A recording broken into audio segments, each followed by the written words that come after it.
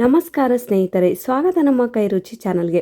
ಸ್ನೇಹಿತರೆ, ಇವತ್ತು ನಾನು ತುಂಬ ಸುಲಭವಾಗಿ ಈ ಸಮ್ಮರ್ಗೆ ಸ್ಪೆಷಲಾಗಿ ಸೂಪರ್ ಡೂಪರ್ ಎನರ್ಜಿ ಕೊಡುವಂಥ ಈ ಕಡಲೆಬೇಳೆ ಹಾಗೂ ಡ್ರೈ ಫ್ರೂಟ್ಸ್ ಲಡ್ಡುನ ಮಾಡಿದ್ದೀನಿ. ತುಂಬಾ ಟೇಸ್ಟಾಗಿರುತ್ತೆ. ನೀವೇನಾದರೂ ಪ್ರೆಗ್ನೆನ್ಸಿ ಇದ್ದರೆ ಅಥವಾ ಮನೇಲಿ ಮಕ್ಕಳು ಇದ್ದರೆ ಸರಿಯಾಗಿ ಊಟ ಮಾಡಲ್ಲ ಅಂಥವರು ಈ ಉಂಡೆನ ಡೈಲಿ ಒಂದು ಉಂಡೆನ ಮಕ್ಕಳಿಗೆ ಕೊಡೋದ್ರಿಂದ ಅವ್ರಿಗೆ ಬೇಕಾದಂಥ ಅವ್ರ ಬಾಡಿಗೆ ಏನು ಬೇಕಾದಂಥ ಪೋಷಕಾಂಶಗಳೆಲ್ಲ ಸಿಗುತ್ತೆ. ಅಷ್ಟು ಹೆಲ್ದಿಯಾಗಿ ಸೂಪರ್ ಡೂಪರ್ ಪವರ್ ಕೂಡ ಇರುತ್ತೆ ಈ ಕಡಲೆಬೇಳೆ ಹಾಗೂ ಡ್ರೈ ಫ್ರೂಟ್ಸಲ್ಲಿ. ಮಕ್ಕಳು ಡ್ರೈ ಫ್ರೂಟ್ಸ್ ತಿನ್ನಲ್ಲ ಅನ್ನೋರು ಈ ಥರ ಉಂಡೆಗಳನ್ನು ಮಾಡಿಕೊಟ್ರೆ ಖಂಡಿತವಾಗ್ಲೂ ಇಷ್ಟಪಟ್ಟು ತಿಂತಾರೆ. ತುಂಬ ಸಾಫ್ಟಾಗಿ ಕೂಡ ಇರುತ್ತೆ. ಮನೇಲಿರುವಂಥ ಡ್ರೈ ಫ್ರೂಟ್ಸ್ನ ಯೂಸ್ ಮಾಡಿಕೊಂಡು ಯಾವ ರೀತಿಯಾಗಿ ನಾನು ಈ ಕಡಲೆಬೇಳೆ ಉಂಡೆನ ಮಾಡಿದ್ದೀನಿ ಅಂತ ತೋರಿಸ್ಕೊಡ್ತಾ ಹೋಗ್ತೀನಿ. ವಿಡಿಯೋನ ಕೊನೆ ತನಕ ಸ್ಕಿಪ್ ಮಾಡದೆ ನೋಡಿ. ಬನ್ನಿ ನೋಡೋಣ. ಮೊದಲಿಗೆ ನಾನಿಲ್ಲಿ 1 ಕಪ್ ಆಗುವಷ್ಟು ಕಡಲೆಬೇಳೆಯನ್ನು ತೊಗೊಂಡಿದ್ದೀನಿ. ಮೆನ್ಷನ್ ಮಾಡಿರೋ ಪ್ರಕಾರ ನೀವು ಕೂಡ ಕಡಲೆಬೇಳೆಯನ್ನೇ ತೊಗೊಳ್ಬೇಕಾಗುತ್ತೆ. ಒಂದು ಸಲ ಪ್ಲೇಟಲ್ಲಿ ಹಾಕ್ಕೊಂಡು ಕ್ಲೀನಾಗಿ ನೋಡಿಕೊಂಡು ಒಂದು ಅಗಲವಾದ ಪಾತ್ರೆಯನ್ನು ತೊಗೊಳ್ಬೇಕಾಗುತ್ತೆ. ಅಂದರೆ ಅಗಲವಾದ ಬೌಲನ್ನು ತೊಗೊಳ್ಬೇಕು. ಯಾಕೆಂದರೆ ನಾವು ಹಾಲನ್ನು ಹಾಕೋದ್ರಿಂದ ಅದು ಚೆನ್ನಾಗಿ ಎಲ್ಲ ಕಡಲೆಬೇಳೆನೂ ಮುಳುಗೋವಷ್ಟು ಹಾಲು ಹಾಕ್ತೀವಲ್ವ, ಚೆನ್ನಾಗಿ ನೆನಿಬೇಕು. ಆ ಕಾರಣಕ್ಕಾಗಿ ನಾನಿಲ್ಲಿ ಒಂದು ಬೌಲ್ನ ತೊಗೊಂಡಿದ್ದೀನಿ. ಆ ಬೌಲ್ಗೆ ನಾನು 1 ಕಪ್ ಆಗುವಷ್ಟು ಕಡಲೆಬೇಳೆಯನ್ನು ತೊಗೊಂಡಿದ್ದೀನಿ. ಈ 1 ಕಪ್ ಆಗುವಷ್ಟು ಕಡಲೆಬೇಳೆಗೆ ಯಾವ ಕಪ್ ಅಳತೆಯಿಂದ ನಾವು ಕಡಲೆಬೇಳೆಯನ್ನು ತೊಗೊಂಡಿದ್ದೀವೋ ಅದೇ ಕಪ್ ಅಳತೆಯಿಂದ 1.5 ಕಪ್ ಆಗುವಷ್ಟು ಗಟ್ಟಿ ಹಾಲನ್ನು ತೊಗೊಂಡಿದ್ದೀನಿ. ಸ್ನೇಹಿತರೆ, ನೀವು ಸಾಧ್ಯದಷ್ಟು ಕಾಯಿಸಿ ಆರಿಸಿರುವಂಥ ಗಟ್ಟಿ ಹಾಲನ್ನೇ ತೊಗೊಳ್ಳಿ. ಯಾವುದೇ ರೀತಿ ಹಾಲಿನಲ್ಲಿ ನೀರು ಹಾಕಿ ಕಾಯಿಸೋದ್ರಿಂದ ಉಂಡೆ ಅಷ್ಟು ಟೇಸ್ಟಾಗಿ ಬರೋದಿಲ್ಲ. ಸಾಧ್ಯದಷ್ಟು ಗಟ್ಟಿ ಹಾಲನ್ನೇ ತೊಗೊಳ್ಬೇಕು. 1 ಕಪ್ಪು ಕಡಲೆಬೇಳೆಗೆ ನಾನು 1.5 ಕಪ್ ಆಗುವಷ್ಟು ಕಾಯಿಸಿ ಆರಿಸಿರುವಂತಹ ಹಾಲನ್ನು ತೊಗೊಂಡಿದ್ದೀನಿ. ಈಗ ಒಂದು ಸಲ ಚೆನ್ನಾಗಿ ಮಿಕ್ಸ್ ಮಾಡ್ಕೊಳ್ಬೇಕಂದ್ರೆ ಕಡಲೆಬೇಳೆ ಚೆನ್ನಾಗಿ ಮುಳುಗೋವಷ್ಟು ನೀವು ಹಾಲನ್ನು ಹಾಕಿದರೆ ಸಾಕಾಗುತ್ತೆ. ಈಗ ಎಲ್ಲನೂ ಒಂದು ಸಲ ಚೆನ್ನಾಗಿ ಮಿಕ್ಸ್ ಮಾಡಿಕೊಂಡು ಇದನ್ನು ನೀವು ಸಂಪೂರ್ಣವಾಗಿ ಓವರ್ನೈಟ್ ನೆನೆಸಬೇಕಾಗುತ್ತೆ. ಯಾಕೆಂದರೆ ನಾವು ಕಡಲೆಬೇಳೆ ಯಾವುದೇ ರೀತಿ ರೋಸ್ಟ್ ಕೂಡ ಮಾಡಿಲ್ಲ, ಡೈರೆಕ್ಟಾಗಿ ಪೌಡರ್ ಕೂಡ ಮಾಡಿಕೊಂಡು ಮಾಡ್ತಾ ಇಲ್ಲ. ಇದನ್ನು ಚೆನ್ನಾಗಿ ಹಾಲಿನಲ್ಲಿ ನಾವು ಓವರ್ನೈಟ್ ಅಂದರೆ ರಾತ್ರಿ ಇಡೀ ಚೆನ್ನಾಗಿ ನೆನೆಸ್ಕೊಳ್ಬೇಕಾಗುತ್ತೆ. ಆ ಕಾರಣಕ್ಕಾಗಿ ನಾನೀಗ ಇದಕ್ಕೆ ಒಂದು ಪ್ಲೇಟ್ನ ಕ್ಲೋಸ್ ಮಾಡ್ತಾ ಇದ್ದೀನಿ. ಈಗ ಒಂದು ಪ್ಲೇಟ್ನ ಕ್ಲೋಸ್ ಮಾಡಿ ನೀವು ಸಂಜೆ ಏನಾದರೂ ನೆನೆ ಹಾಕಿ ಅಥವಾ ನೈಟ್ ಊಟ ಎಲ್ಲ ಕೆಲಸ ಎಲ್ಲ ಮುಗಿಸ್ಕೊಂಡ್ಮೇಲಾದರೂ ನೆನೆ ಹಾಕ್ಬೋದು. ಅದೆಲ್ಲ ನೆನೆ ಹಾಕಿ ಆದಮೇಲೆ ನಾನು ಬೆಳಗ್ಗೆ ಅಂದರೆ ಮಾರ್ನಿಂಗ್ ಪ್ಲೇಟ್ನ ಓಪನ್ ಮಾಡ್ತಾ ಇದ್ದೀನಿ. ನೀವು ನೋಡ್ತಿರ್ಬೋದು ಕಡಲೆಬೇಳೆ ಅಂತೂ ತುಂಬ ಚೆನ್ನಾಗಿ ನೆಂದಿತ್ತು. ಅಂದರೆ ಹಾಲೆಲ್ಲ ಚೆನ್ನಾಗಿ ಕಡಲೆಬೇಳೆ ಜೊತೆ ಹೀರ್ಕೊಂಡಿತ್ತು. ಈ ಥರ ಆಗಬೇಕು. ಈ ಥರ ಆದರೆ ನಿಮಗೆ ಉಂಡೆ ಮಾತ್ರ ಸೂಪರ್ ಡೂಪರ್ ಟೇಸ್ಟಿಯಾಗಿರುತ್ತೆ. ಆ ಕಾರಣಕ್ಕಾಗಿ ನಾನೀಗ ಚೆನ್ನಾಗಿ ನೆನೆಸ್ಕೊಂಡಿದ್ದೀನಿ. ಕಡಲೆಬೇಳೆಯಲ್ಲಿ ಜಾಸ್ತಿ ಕಬ್ಬಿನ ಅಂಶ ಇರುತ್ತೆ. ಮಕ್ಕಳಿಗೆ ಬೇಕಾದಂಥ ಎಲ್ಲ ಪ್ರೋಟೀನ್ಸ್ ಕೂಡ ಕಡಲೆಬೇಳೆಯಲ್ಲೂ ಕೂಡ ಇರುತ್ತೆ. ಬಟ್ ಜಾಸ್ತಿ ಜನ ಕಡಲೆಬೇಳೆನ ಉಂಡೆಯಲ್ಲಿ ಯೂಸ್ ಮಾಡೋದಿಲ್ಲ. ಆ ಕಾರಣಕ್ಕಾಗಿ ನಾನಿಲ್ಲಿ ಸಂಪೂರ್ಣವಾಗಿ ಕಡಲೆಬೇಳೆ ಹಾಗೂ ಡ್ರೈ ಫ್ರೂಟ್ಸ್ನ ಯೂಸ್ ಮಾಡಿಕೊಂಡು ಈ ಉಂಡೆನ ಮಾಡಿದ್ದೀನಿ. ಈಗ ನಾವು ಯಾವುದೇ ರೀತಿ ನೀರನ್ನು ಹಾಕೋದು ಬೇಡ, ಹಾಲನ್ನು ಹಾಕೋದು ಬೇಡ. ನಾವೇನು ನೈಟ್ ನೆನೆಸಿರ್ತೀವಲ್ವ ಅದನ್ನೇ ತೊಗೊಂಡು ಚೆನ್ನಾಗಿ ನಾವು ಈಗ ಒಂದು ಮಿಕ್ಸಿ ಜಾರ್ಗೆ ಹಾಕ್ಕೊಳ್ಬೇಕಾಗುತ್ತೆ. ನೋಡಿ, ನೀವು ಒಂದೇ ಸಮನೆ ಅಷ್ಟು ಜಾರ್ಗೆ ಹಾಕ್ಕೊಳ್ಳಿ. ಅದು 1 ಕಪ್ ಅಂದರೆ ಸ್ವಲ್ಪನೇ, ಒಂದು ಅರ್ಧ ಮಿಕ್ಸಿ ಜಾರ್ಗೆ ಆಗುತ್ತೆ ಅಷ್ಟೇ. ಈಗ ನಾನು ಒಂದು ಮಿಕ್ಸಿ ಜಾರ್ಗೆ ಟ್ರಾನ್ಸ್ಫರ್ ಮಾಡ್ಕೊಳ್ತಾ ಇದ್ದೀನಿ. ಈ ನಮ್ಮ ಸೈಡ್ ಕಡಲೆಬೇಳೆ ಉಪಯೋಗಿಸೋದು ತೀರಾ ಕಡಿಮೆ. ಈ ಆಂಧ್ರ ಸೈಡು ಮಾರ್ವಾಡಿಸ್ ಎಲ್ಲ ಜಾಸ್ತಿ ಕಡಲೆಬೇಳೆಯನ್ನು ತಿಂತಾರೆ. ಯಾಕೆಂದರೆ ಕಡಲೆಬೇಳೆಯಲ್ಲಿ ಹೇಳಿದ್ನಲ್ವ ಸಾಕಷ್ಟು ಬೆನಿಫಿಟ್ಸ್ ಇದೆ.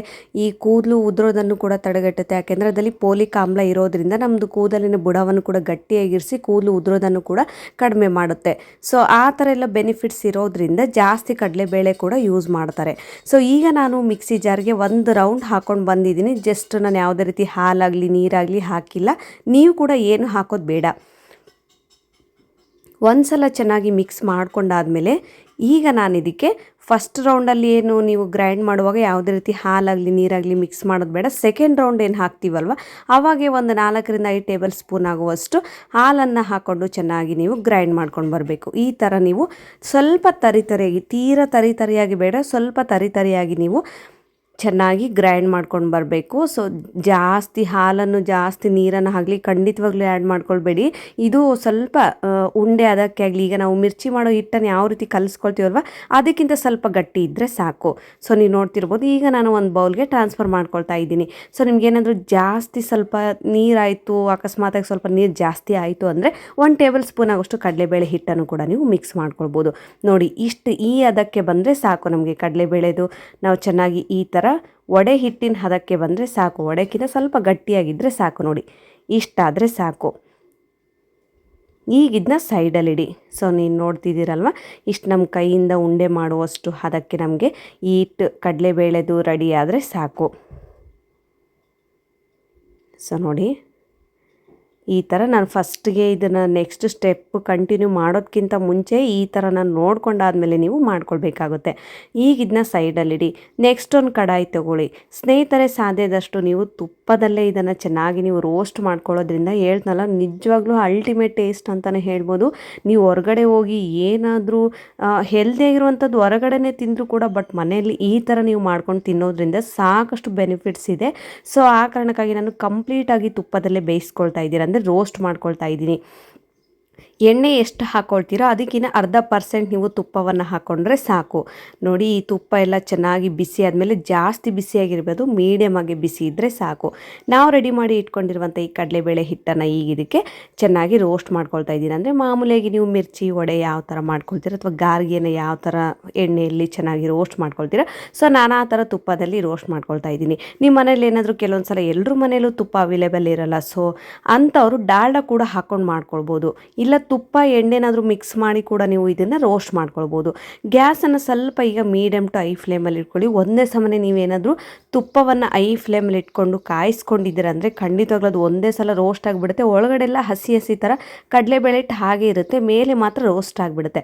ಸೊ ಆ ಕಾರಣಕ್ಕೆ ನೀವು ಆಗಬಾರ್ದು ಅಂದರೆ ಚೆನ್ನಾಗಿ ಗ್ಯಾಸನ್ನು ಲೋ ಫ್ಲೇಮಲ್ಲೇ ಇಟ್ಕೊಳ್ಬೇಕು. ಸ್ವಲ್ಪ ಟೈಮ್ ಆಗುತ್ತೆ, ಬಟ್ ಪರವಾಗಿಲ್ಲ. ನಮಗೆ ತಿನ್ನುವಾಗ ಒಳ್ಳೆ ಟೇಸ್ಟ್ ಬರಬೇಕು, ಒಳ್ಳೆ ಫ್ಲೇವರ್ ಬರಬೇಕು, ಹಾಗೂ ಹೆಲ್ದಿಯಾಗಿರಬೇಕು ಅಂದರೆ ಸ್ವಲ್ಪ ಪೇಷನ್ಸಿಂದನೇ ಮಾಡಬೇಕಲ್ವ. ಸೊ ಆ ಕಾರಣಕ್ಕಾಗಿ ಗ್ಯಾಸನ್ನು ಲೋ ಫ್ಲೇಮಲ್ಲಿ ಇಟ್ಕೊಂಡು ತುಪ್ಪ ಕೂಡ ಮೀಡಿಯಮ್ ಆಗಿ ಕಾದಿರಬೇಕು. ತುಪ್ಪ ಯಾಕೆಂದರೆ ಬೇಗ ಕಾಯುತ್ತೆ, ಬೇಗ ಹೀರ್ಕೊಂಡ್ಬಿಡುತ್ತೆ. ಸೊ ಆ ಕಾರಣಕ್ಕಾಗಿ ನೀವು ಮೀಡಿಯಮ್ ಆಗಿ ಇಟ್ಕೊಂಡು ರೋಸ್ಟ್ ಮಾಡ್ಕೊಳ್ಬೇಕು. ಈಗ ನಾನು ನೋಡಿ ಉಲ್ಟಾ ತಿರುಗಿಸ್ಕೊಳ್ತಾ ಇದ್ದೀನಿ, ಅಂದರೆ ಇದು ಕಂಪ್ಲೀಟಾಗಿ ಗೋಲ್ಡನ್ ಬ್ರೌನ್ ಕಲರ್ಗೆ ಕೆಳಗಿನ ತಳ ಬಂದ ಮೇಲೆ ನೀವು ಉಲ್ಟಾ ತಿರುಗಿಸ್ಕೊಳ್ಬೇಕಾಗುತ್ತೆ. ನೀವು ನೋಡ್ತಿರ್ಬೋದು,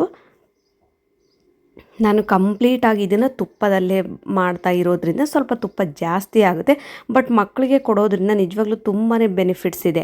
ಸೊ ಆ ಕಾರಣಕ್ಕಾಗಿ ನಾನು ಕೂಡ, ನೀವೇನಾದರೂ ಪ್ರೆಗ್ನೆನ್ಸಿ ಇದ್ದರೆ ಸೊ ಡೈಲಿ ಒಂದು ಉಂಡೆ ತಿಂದರೆ ಸಾಕು, ನಿಮ್ಮ ಮಗುಗೆ ಬೇಕಾದಂಥ ಎಲ್ಲ ಬೆಳವಣಿಗೆಗೆ ಈ ಪೋಷಕಾಂಶಗಳು ಕೂಡ ಈ ಉಂಡೆಯಲ್ಲಿ ಕೂಡ ಸಿಗುತ್ತೆ.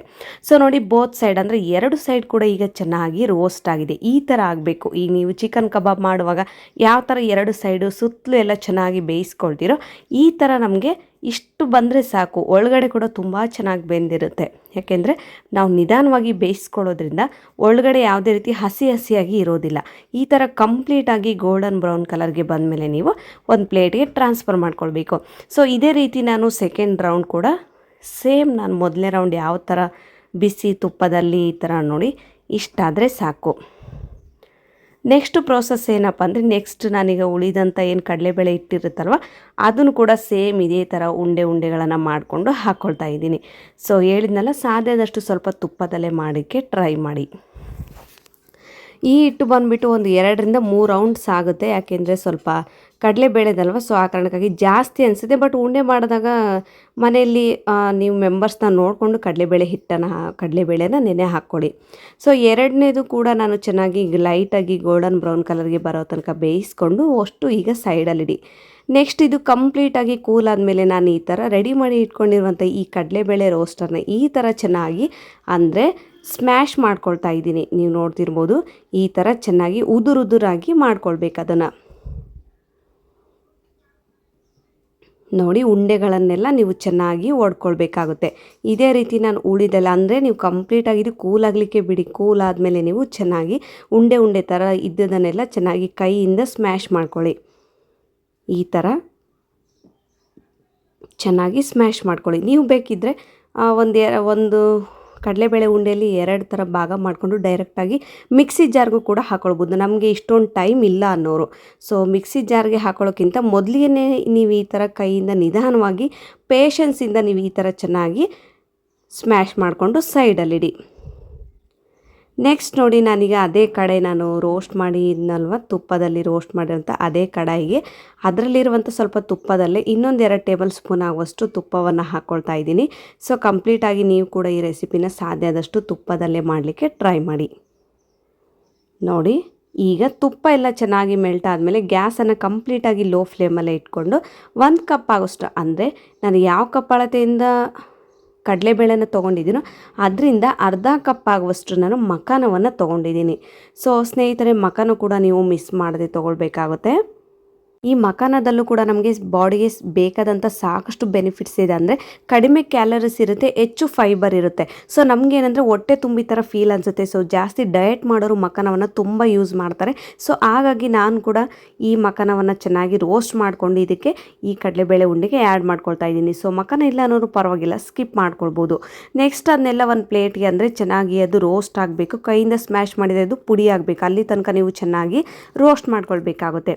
ಈಗ ನಾನು ಒಂದು ಅದೇ ಕಡಾಯಿಗೆ ನಾನು 1 ಟೇಬಲ್ ಸ್ಪೂನ್ ಆಗುವಷ್ಟು ತುಪ್ಪವನ್ನು ಹಾಕ್ಕೊಂಡು ನನಗೆ ಬೇಕಾದಂಥ ಡ್ರೈ ಫ್ರೂಟ್ಸ್ನ ನಾನು ಆ್ಯಡ್ ಮಾಡ್ಕೊಳ್ತಾ ಇದ್ದೀನಿ. ಸೊ ಬಾದಾಮಿ, ಗೋಡಂಬಿ, ಪಿಸ್ತಾ, ವಾಲ್ನಟ್ಸ್, ಸಾಕಷ್ಟು ಡ್ರೈ ಫ್ರೂಟ್ಸ್ ಇದೆ. ಅದರಲ್ಲಿ ನಿಮಗೆ ಯಾವ್ದು ಇಷ್ಟನೋ ನೀವು ಸಾಧ್ಯ ಆದಷ್ಟು ನೀವು ಡ್ರೈ ಫ್ರೂಟ್ಸ್ನೇ ಜಾಸ್ತಿ ತೊಗೊಳಕ್ಕೆ ಟ್ರೈ ಮಾಡಿ. ಕೆಲವೊಂದು ಸಲ ಮಕ್ಕಳು ಮನೆಯಲ್ಲಿ ಬರೀ ಡ್ರೈ ಫ್ರೂಟ್ಸ್ನೇ ಕೊಟ್ಟರೆ ನಿಜವಾಗ್ಲೂ ತಿನ್ನಲಿಕ್ಕೆ ಇಷ್ಟಪಡಲ್ಲ. ಸೊ ಅಂಥವರು ಜಾಸ್ತಿ ಡ್ರೈ ಫ್ರೂಟ್ಸ್ನ ಹಾಕಿ ಮಾಡೋದ್ರಿಂದ ತುಂಬ ಹೆಲ್ದಿಯಾಗಿರುತ್ತೆ. ಸೊ ಊಟ ಕಡಿಮೆ ಮಾಡೋರು ಒಂದು ಉಂಡೆ ತಿಂದರೆ ಸಾಕು, ನಿಮಗೆ ಹೊಟ್ಟೆ ತುಂಬಿ ಥರ ಫೀಲ್ ಅನಿಸುತ್ತೆ. ಸೊ ನಾನೀಗ ಪಂಪ್ಕಿನ್ ಸೀಡ್ಸ್ ಹಾಗೂ ಆಲ್ಮಂಡನ್ನು ಚೆನ್ನಾಗಿ ನಾನು ರೋಸ್ಟ್ ಮಾಡ್ಕೊಂಡಾದ್ಮೇಲೆ ನೆಕ್ಸ್ಟ್ ಅದೇ ಕಡಾಯಿಗೆ ನಾನು 1 ಟೇಬಲ್ ಸ್ಪೂನ್ ಆಗುವಷ್ಟು ತುಪ್ಪವನ್ನು ಹಾಕ್ಕೊಂಡು ಬಾದಾಮಿ ಹಾಗೂ ಗೋಡಂಬಿಯನ್ನು ಚಿಕ್ಕದಾಗಿ ಕಟ್ ಮಾಡಿಕೊಂಡು ಹಾಕ್ಕೊಂಡಿದ್ದೀನಿ. ಸಾಧ್ಯ ಆದಷ್ಟು ನೀವು ಕೂಡ ಚಿಕ್ಕದಾಗಿ ಕಟ್ ಮಾಡಿಕೊಂಡು ಹಾಕೊಳ್ಳಿಕ್ಕೆ ಟ್ರೈ ಮಾಡಿ. ನೀವೇನಾದರೂ ದೊಡ್ಡ ಸೈಜಲ್ಲಿ ಆಗಿ ಹಾಕ್ಕೊಂಡ್ರೆ ಖಂಡಿತವಾಗ್ಲೂ ಅದು ಉಂಡೆಯಲ್ಲಿ ನಿಲ್ಲೋದಿಲ್ಲ. ಉಂಡೆ ಕಟ್ಟಬೇಕಾದ್ರೆ ಡ್ರೈ ಫ್ರೂಟ್ಸ್ ಎಲ್ಲ ಕೆಳಗಡೆ ಉದುರುತ್ತೆ. ಸೊ ಆ ಕಾರಣಕ್ಕಾಗಿ ಮಕ್ಕಳು ಕೂಡ ತಿನ್ನೋಕ್ಕೆ ಅಷ್ಟು ಸ್ಯಾಟಿಸ್ಫ್ಯಾಕ್ಷನ್ ಅನ್ನಿಸೋದಿಲ್ಲ. ಸೊ ಆ ಕಾರಣಕ್ಕಾಗಿ ಚೆನ್ನಾಗಿ ರೋಸ್ಟ್ ಮಾಡ್ಕೊಂಡಾದಮೇಲೆ ಅದನ್ನು ಮೀಡಿಯಮ್ ಆಗಿ ರೋಸ್ಟ್ ಮಾಡ್ಕೊಳ್ಳಿ. 2 ಟೇಬಲ್ ಸ್ಪೂನ್ ಆಗುವಷ್ಟು ಗಸಗಸೆಯನ್ನು ಹಾಕ್ಕೊಂಡಿದ್ದೀನಿ. ಸೊ ನನಗೆ ತುಂಬ ಇಷ್ಟ ಅಂದರೆ ಈ ಗಸಗಸೆ. ಸಾಧ್ಯ ಆದಷ್ಟು ನಾನು ಯಾವುದೇ ಪಾಯಸ ಸ್ವೀಟ್ಸ್ನ ಮಾಡಲಿ ಗಸಗಸೆ ಮಾತ್ರ ಮಿಸ್ ಮಾಡೋದಿಲ್ಲ. ನನಗೆ ಅಷ್ಟು ಫೇವ್ರೆಟ್ ಅಂತಲೇ ಹೇಳ್ಬೋದು. 2 ಟೇಬಲ್ ಸ್ಪೂನ್ ಆಗುವಷ್ಟು ಗಸಗಸೆಯನ್ನು ಹಾಕ್ಕೊಂಡು ಚೆನ್ನಾಗಿ ರೋಸ್ಟ್ ಮಾಡ್ಕೊಂಡಾದ್ಮೇಲೆ ಒಂದು ಪ್ಲೇಟ್ಗೆ ಟ್ರಾನ್ಸ್ಫರ್ ಮಾಡ್ಕೊಳ್ಳಿ. ನೆಕ್ಸ್ಟ್ ನಾನು ಅದೇ ಕಡಾಯಿಗೆ 2 ಟೇಬಲ್ ಸ್ಪೂನ್ ಆಗುವಷ್ಟು ಅಂಟನ್ನು ತೊಗೊಂಡಿದ್ದೀನಿ. ಸಾಮಾನ್ಯವಾಗಿ ಎಲ್ಲ ಉಂಡೆಗಳಲ್ಲಿ ಮಾಡುವಾಗ ಅಥವಾ ಅಂಟಿನ ಉಂಡೆ ಮಾಡುವಾಗ ಅಂಟುಗಳನ್ನು ಬಳಸ್ತಾರಲ್ವ, ಸೊ ನಾನು ಅದೇ ರೀತಿ ಅಂಟನ್ನೇ ತೊಗೊಂಡಿದ್ದೀನಿ. ಅಂಟನ್ನು ಹಾಕ್ಕೊಂಡು 1 ಟೇಬಲ್ ಸ್ಪೂನ್ ಆಗುವಷ್ಟು ತುಪ್ಪವನ್ನು ಹಾಕ್ಕೊಂಡು ಅಂಟು ಚೆನ್ನಾಗಿ ಉಬ್ಬಬೇಕು. ಅಂದರೆ ಅದು ಕಂಪ್ಲೀಟಾಗಿ ಬೆಂಡ್ ಥರ ಆಗಬೇಕು. ಅಲ್ಲಿ ತನಕ ನೀವು ಗ್ಯಾಸನ್ನು ಸ್ವಲ್ಪ ಮೀಡಿಯಮ್ ಟು ಹೈ ಫ್ಲೇಮಲ್ಲಿ ಇಟ್ಕೊಳ್ಳಿ. ಅಂಟು ಬೇಗ ಉಬ್ಬೋದಿಲ್ಲ. ಸೊ ಆ ಕಾರಣಕ್ಕಾಗಿ ನೀವು ಈ ಥರ ಮಿಕ್ಸ್ ಮಾಡ್ತಾನೆ ಇರಬೇಕು. ಫ್ರೈ ಮಾಡ್ತಾ ಇದ್ದರೆ ಅದು ಬೇಗ ಕೂಡ ಉಬ್ಬುತ್ತೆ. ಎಲ್ಲ ಕಡೆಯೂ ತುಂಬ ಸ್ಮ್ಯಾಶ್ ಮಾಡಿದಾಗ ಒಂದೇ ಸಲ ಸ್ಮ್ಯಾಶ್ ಕೂಡ ಆಗುತ್ತೆ. ಸೊ ನೋಡಿ, ಇಷ್ಟು ರೋಸ್ಟ್ ಆಗಿದ್ದರೆ ಸಾಕು. ಸೊ ನೀವೇನು ಜಾಸ್ತಿ ಗೋಲ್ಡನ್ ಬ್ರೌನ್ ಕಲರ್ಗೆ ಬರೋ ತನಕ ರೋಸ್ಟ್ ಮಾಡೋ ನೆಸೆಸಿಟಿ ಇಲ್ಲ, ಇಷ್ಟಾದರೆ ಸಾಕು. ಸೊ ಈಗ ಅದನ್ನ ಸೈಡಲ್ಲಿಡಿ. ನೆಕ್ಸ್ಟ್ ನಾನು ಅದೇ ಕಡೆಗೆ 1 ಟೇಬಲ್ ಸ್ಪೂನ್ ಆಗುವಷ್ಟು, ಇವರೇನು ಅಗ್ಲಾಗ್ಲ 1 ಟೇಬಲ್ ಸ್ಪೂನ್ ಆಗುವಷ್ಟು ತುಪ್ಪ ಅಂತಿದ್ದಾರೆ ಅಂತ ನಿಜವಾಗ್ಲೂ ಅಂದ್ಕೊಳ್ಬೇಡಿ. ಬಟ್ ಅದಕ್ಕೆ ಏನು ಬೇಕೋ ನಾನು ಆ ಇಂಗ್ರೀಡಿಯೆಂಟ್ಸ್ನ ಜಸ್ಟ್ ಆ್ಯಡ್ ಮಾಡ್ಕೊಳ್ತಾ ಇದ್ದೀನಿ. ಸೊ ಎಲ್ಲದನ್ನೂ ಒಂದೇ ಸಲ ರೋಸ್ಟ್ ಮಾಡ್ಕೊಂಡ್ರೆ ಕೆಲವೊಂದು ಡ್ರೈ ಫ್ರೂಟ್ಸ್ ಬೇಗ ರೋಸ್ಟ್ ಆಗುತ್ತೆ, ಕೆಲವೊಂದು ಡ್ರೈ ಫ್ರೂಟ್ಸ್ ಬೇಗ ರೋಸ್ಟ್ ಆಗೋದಿಲ್ಲ. ಸೊ ಆ ಕಾರಣಕ್ಕಾಗಿ ನಾನು ಸೆಪ್ರೇಟಾಗಿ ರೋಸ್ಟ್ ಮಾಡ್ಕೊಂಡಿದ್ದೀನಿ. ನೆಕ್ಸ್ಟ್ ನಾನಿಲ್ಲಿ ಅದೇ ಕಡೆಗೆ 2 ಟೇಬಲ್ ಸ್ಪೂನ್ ಆಗುವಷ್ಟು ತುಪ್ಪವನ್ನು ಹಾಕ್ಕೊಂಡು ನಾವು ರೋಸ್ಟ್ ಮಾಡಿ ಇಟ್ಕೊಂಡಿರುವಂಥ ಕಡಲೆಬೇಳೆದು ಉಂಡೆಗಳನ್ನು ಈ ಥರ ನಾನು ಕೈಯಿಂದನೇ ಎಲ್ಲದು ತುಂಬ ಚೆನ್ನಾಗಿ ಪುಡಿ ಮಾಡ್ಕೊಳ್ಬೇಕು. ಸೊ ಖಂಡಿತವಾಗ್ಲೂ ನೀವೇನಾದರೂ ಮಿಕ್ಸಿ ಜಾರ್ಗೆ ಹಾಕಿದರೆ ಈ ಥರ ನಿಮಗೆ ಪೌಡರ್ ಖಂಡಿತವಾಗ್ಲೂ ಸಿಗೋದಿಲ್ಲ. ಒಂದು ಹಾಫ್ ಆನ್ ಅವರ್ ಲೇಟ್ ಆದರೂ ಪರವಾಗಿಲ್ಲ, ನೀವು ಸಾಧ್ಯದಷ್ಟು ಕೈಯಿಂದನೇ ಎಲ್ಲದನ್ನು ಸ್ಮ್ಯಾಶ್ ಮಾಡ್ಕೊಳ್ಳಿಕ್ಕೆ ಟ್ರೈ ಮಾಡಿ. ಈಗ ನಾನು ಸ್ಮ್ಯಾಶ್ ಮಾಡಿ ಇಟ್ಕೊಂಡಿರುವಂಥ ಕಡಲೆಬೇಳೆದು ಉಂಡೆನ ಇದಕ್ಕೆ ಹಾಕ್ಕೊಂಡೆ, ಅಂದರೆ ಕಡಲೆಬೇಳೆ ಪೌಡರ್ನ ಇದಕ್ಕೆ ಹಾಕ್ಕೊಂಡು ಈ ಥರ ಚೆನ್ನಾಗಿ ಮಿಕ್ಸ್ ಮಾಡ್ಕೊಳ್ಬೇಕು. ಒಂದು 2-3 ಸಲ ನೀವು ಕಂಪ್ಲೀಟಾಗಿ ತುಪ್ಪದಲ್ಲೇ ಚೆನ್ನಾಗಿ ನೀವು ರೋಸ್ಟ್ ಮಾಡ್ಕೊಳ್ಬೇಕು. ನಿಮಗೇನಾದರೂ ಕೆಲವೊಂದು ಸಲ ಉಂಡೆ ತಿನ್ನಲಿಕ್ಕೆ ಆಗಲ್ಲ, ನಮಗೆ ಇಷ್ಟ ಆಗಲ್ಲ ಅನ್ನೋರು ಈ ಥರ ನೀವು ಸಲಾಡ್ ಟೈಪ್ ಇರುತ್ತಲ್ಲ, ಇದಕ್ಕೆಲ್ಲ ಡ್ರೈ ಫ್ರೂಟ್ಸು, ಬೆಲ್ಲ, ತುಪ್ಪ ಆ್ಯಡ್ ಮಾಡಿಕೊಂಡು ಒಂದು ಬಾಕ್ಸಿಗೂ ಕೂಡ ಒಂದು 15 ಡೇಸ್ವರೆಗೂ ನೀವು ಸ್ಟೋರ್ ಮಾಡಿ ಇಡ್ಬೋದು. ಬಟ್ ಹಾಗೆ ಪುಡಿ ಥರ ತಿನ್ನೋದಕ್ಕಿಂತ ಉಂಡೆನ ಮಾಡಿಕೊಂಡ್ರೆ ಓಡಾಡ್ಕೊಂಡು ಒಂದು ಉಂಡೆ ತಿನ್ಬೋದು. ಸೊ ನಾನೀಗ ರೆಡಿ ಮಾಡಿ ಇಟ್ಕೊಂಡಿರುವಂಥ ಮಖಾನ ಹಾಗೂ ಅಂಟನ್ನು, ಅಂದರೆ ಈಗ ಫಸ್ಟ್ಗೆ ನಾನು ಹಾಕಿದ್ದು ಅಂಟು ಹಾಕಿದ್ದೀನಿ. ಅಂದರೆ ನಾವು ಅಂಟನ್ನು ಚೆನ್ನಾಗಿ ರೋಸ್ಟ್ ಮಾಡಿಕೊಂಡು ಅದನ್ನು ಪೌಡರ್ ಮಾಡ್ಕೊಳ್ಬೇಕು. ನೆಕ್ಸ್ಟ್ ನಾನು ಮಖಾನವನ್ನು ರೋಸ್ಟ್ ಮಾಡಿ ಇಡ್ತೀನಲ್ವ, ಸೊ ಅದನ್ನು ಕೂಡ 2 ಮಿಕ್ಸಿ ಜಾರ್ಗೆ ಪೌಡರ್ ಮಾಡ್ಕೊಂಡಿದ್ದೀನಿ. ಇದು ಅನಿವಾರ್ಯ, ಮಿಕ್ಸಿ ಜಾರ್ಗೆ ಹಾಕಿ ಪೌಡರ್ನ ಮಾಡಲೇಬೇಕಿತ್ತು. ಸೊ ಆ ಕಾರಣಕ್ಕಾಗಿ ನಾನು ಮಖಾನ ಹಾಗೂ ಅಂಟನ್ನು ಚೆನ್ನಾಗಿ ಗ್ರೈಂಡ್, ಅಂದರೆ ಸಣ್ಣದಾಗಿ ಪುಡಿ ಮಾಡ್ಕೊಳ್ಬೇಕು. ಅಂಟನ್ನು ನಾವು ಕೈಯಿಂದ ಸ್ಮ್ಯಾಶ್ ಮಾಡಿದರೆ ಅದು ತಿನ್ನುವಾಗ ಹಲ್ಲಲ್ಲಿ ಸಿಕ್ಕೊಂಡ್ಬಿಡುತ್ತೆ. ಸೊ ಆ ಕಾರಣಕ್ಕಾಗಿ ನಾನು ಅಂಟನ್ನು ಕಂಪ್ಲೀಟಾಗಿ ಪೌಡರ್ನ ಮಾಡಿಕೊಂಡು ಇದಕ್ಕೆ ಆ್ಯಡ್ ಮಾಡ್ಕೊಂಡಿದ್ದೀನಿ.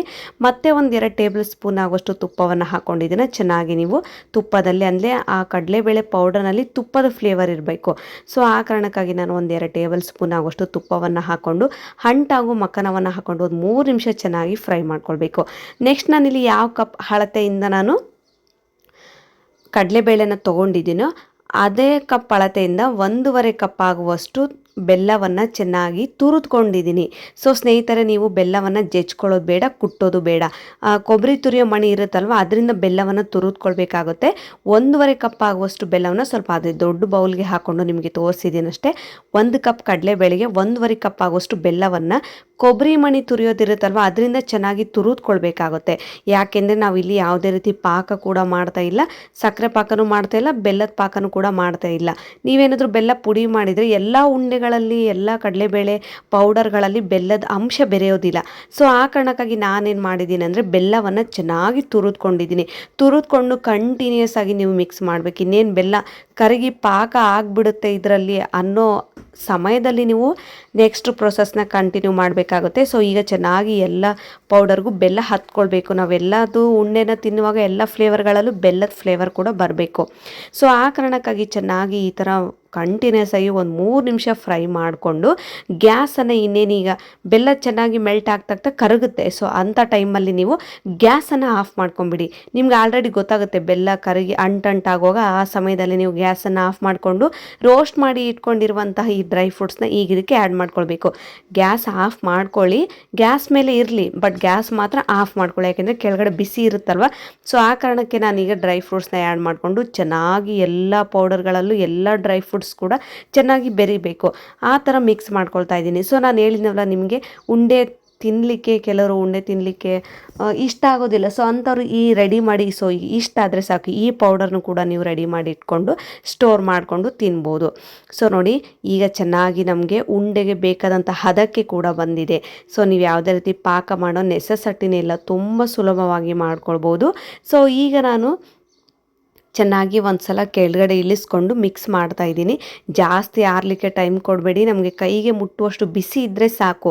ಉಂಡೆ ಮಾಡಲಿಕ್ಕೆ ನಮಗೆ ಎಷ್ಟು ಬೇಕಾಗುತ್ತೋ ಅಷ್ಟು ಬಿಸಿ ಇದ್ದರೆ ಸಾಕು. ಖಂಡಿತವಾಗ್ಲೂ ಉಂಡೆ ಕೂಡ ಬೇಗ ರೆಡಿ ಆಗುತ್ತೆ. ನೀವೇನಾದರೂ ಪೂರ್ತಿ ತಣ್ಣಗಾಗಲಿ ಅಂತೇಳಿ ಬಿಟ್ಟರೆ ಖಂಡಿತವಾಗ್ಲೂ ನಿಮಗೆ ಉಂಡೆ ಬರೋದಿಲ್ಲ. ಯಾಕೆಂದರೆ ಕಡಲೆಬೇಳೆ ಉದುರಾಗಿರುತ್ತೆ, ಬೇಗ ಆರೋಗ್ಬಿಡುತ್ತೆ.